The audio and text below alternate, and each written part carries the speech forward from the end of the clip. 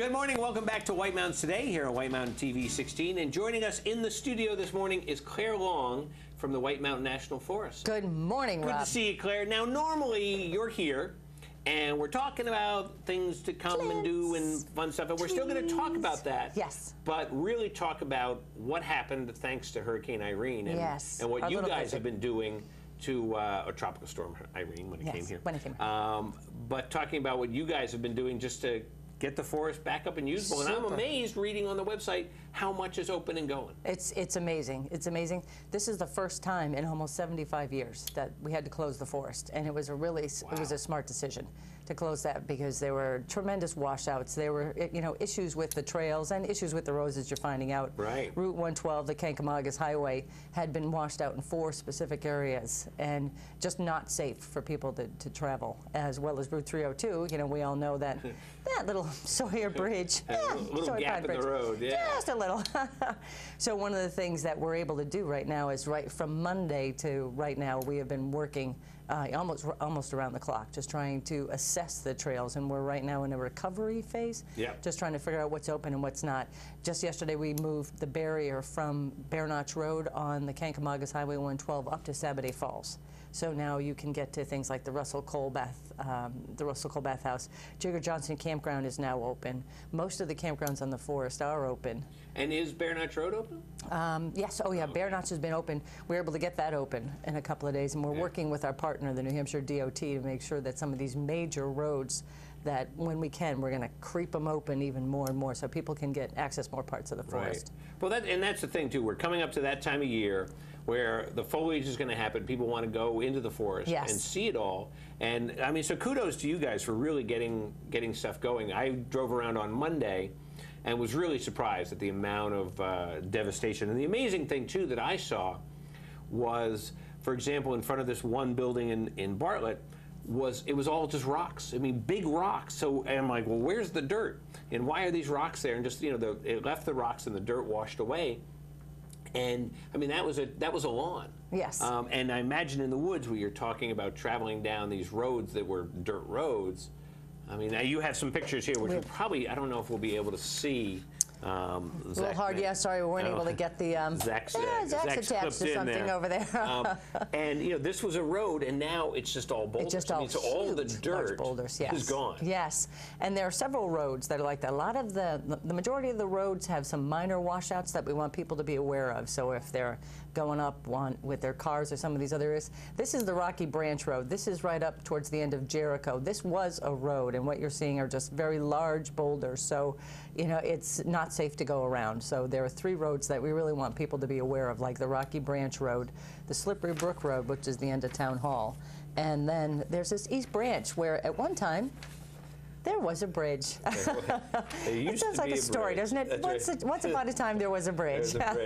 And so the bridge is right there. More. Yes. And it's just amazing. Now the other thing too, like you were talking about, that you may be walking down a path and you're like, oh, it's a nice safe path, but the edges are undermined, or even just the middle of the road could be undermined. And you were just talking about someone who had fallen while walking on a road just because the rocks weren't. Right, exactly. They've been discombobulated. Right, things like stone steps. The trail crews, the volunteers that go out, they do a spectacular job. What you're looking at, that picture right there, is just some of the minor washouts. That's about that's almost a foot deep.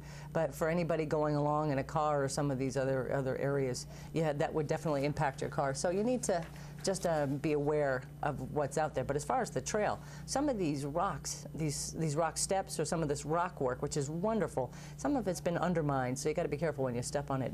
It might slip or it might slide. Right. Because the paths that you're so used to over the years, and like, oh, this rock's a good rock to step on, everything else, that might not be a good rock. And a lot of those things. Like Diana's Bath, have you been in there? Yeah, it's not. It's not bad, but things definitely have moved around. It's a little unstable, so while you're going in there, you just do need to make sure that just test the stuff, test the rock before you go on it. And with this other rain coming, the ground may be a little more mushier than what you would expect for this time. Right. Because on the forest we got 14 inches of rain in that 8-hour period that they were able to measure it. So 14 inches did a lot to that's a lot of water and wash away things. And the water still, some of these things that we want to make sure that people are aware of, that the rocks are still very slippery. Underneath these slippery rocks, it might be a little unstable as well. And that some of the trails are kind of mushy, so you need to be careful while you're out walking. And I imagine, too, that, you know, the rivers are still high. Yes. They're not obviously as high as they were last week. I was amazed at how quick they went down. But you don't want to be crossing these rivers. You don't want to be stepping across them.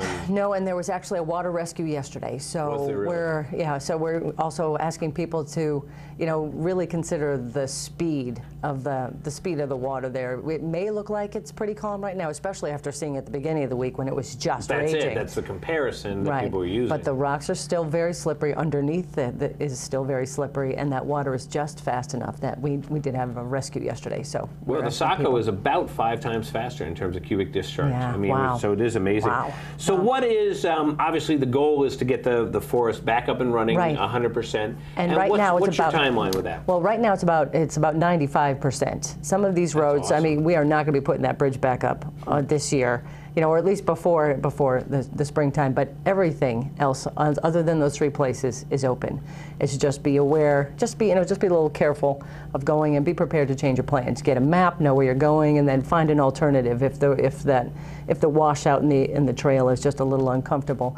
The Kankomagus, which is open up to Saturday Falls, in about 10 days should be open all the way through. That's awesome. So that's going to be great. And the bridge up on 302, talking with the DOT, they're saying that they're looking at another 2.5 weeks, and it should be open. So a temporary bridge, not interesting. It's called a Bailey Bridge, and it's the one that they used in World War II to build these temporary bridges to get over. And these things, I guess, are just built to last. Yeah, so. And they said that actually the bridge will be up in a week, but it's the roads getting to it are going to take a little longer. It is amazing, exactly. You know, and that's one of the things that I think we can be very proud of what the state is doing, what you guys are doing, and what our communities are doing to really you know, get everything up and running so that we can, you know, get to these people. And I was amazed, as I said, when I went down 302 in Bartlett on Monday, and just washouts along the side of the road. A couple of people, their cars parked at their houses they couldn't get to. Right. And Tuesday, they had filled them in, and you were able to get to it. I mean, the community really has done a spectacular job. The rescuers, you know, the EMS,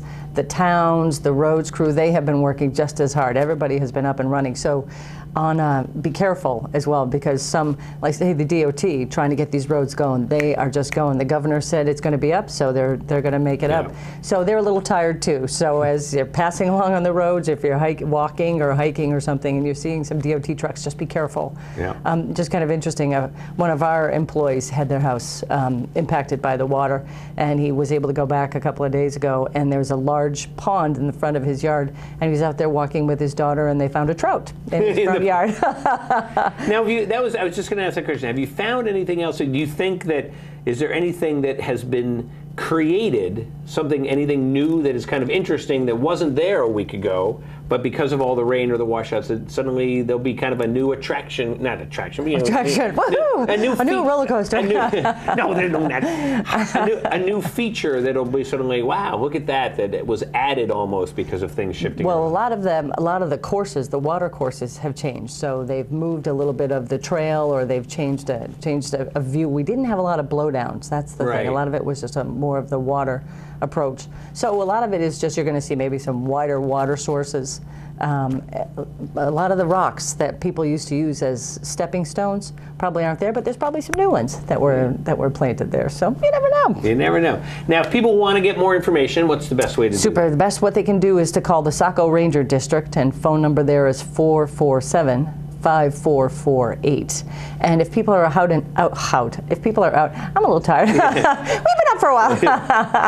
If people are out and they see, if they're out hiking the trails and they see a condition, they see a washout, or they see stone steps that have collapsed, or anything that they think that we should know about to help get the forest up and back to a condition where people can go, if they would call that number again, which is 447-5448, and just give us a little trail update. Hey, I was hiking on this trail and noticed that this washout was there, or that the stone steps are still there. tell us that things are good as well. But people shouldn't be taking things into their own hands. They shouldn't be trying to do repairs or anything like that. You know, really let you guys know. Right, pretty much, because we have to go in and assess what looks like not just the stone steps, but what happened around them. And we need to stabilize other areas. And though it's great, you know what, the best thing that people can do is go clean out water bars. Those are either wood or stone, and they cross across the trail at an angle. Yeah. And those are meant to deflect the water as it comes down the trail, so it doesn't erode the center of the trail. But with all of the debris that's come down, these things are filled up, so they don't serve the purpose that they had. Right. So if you're going along and you see some sticks or stones, or you see that water ball full of leaves, water ball. Can you just tell? We'll just end it right. Well, I know. Can we just end the agony now? Just take your foot and just drag all this stuff out of these water bars just to maintain. And that's one of the best things that people can do while they're out on the trails. Yeah. Well, Claire, thanks so much, and I'm sure we're going to see you again. I hope so. And again, kudos to the forest. I mean, 95% in a week is a pretty good number. We're very fortunate. We have lots of our partners have been helping out. And you actually had very good cooperation in terms of people leaving the forest. Right. So. Exactly. That was great. The Green Mountain didn't fare as well, but it was a smart thing to do to close the forest, so we didn't have to go around and rescue and figure out where things are. And people are being very, very cooperative when we say you can't go down the Kank, or this trail we're still trying to assess this trail, so be careful. So thank you to the public as well for helping us out. Well, that's great. Great, thank you, Clare guys. Long from White Mountain National Forest, I want to thank you, and we'll be back here in a minute on White Mountains Today.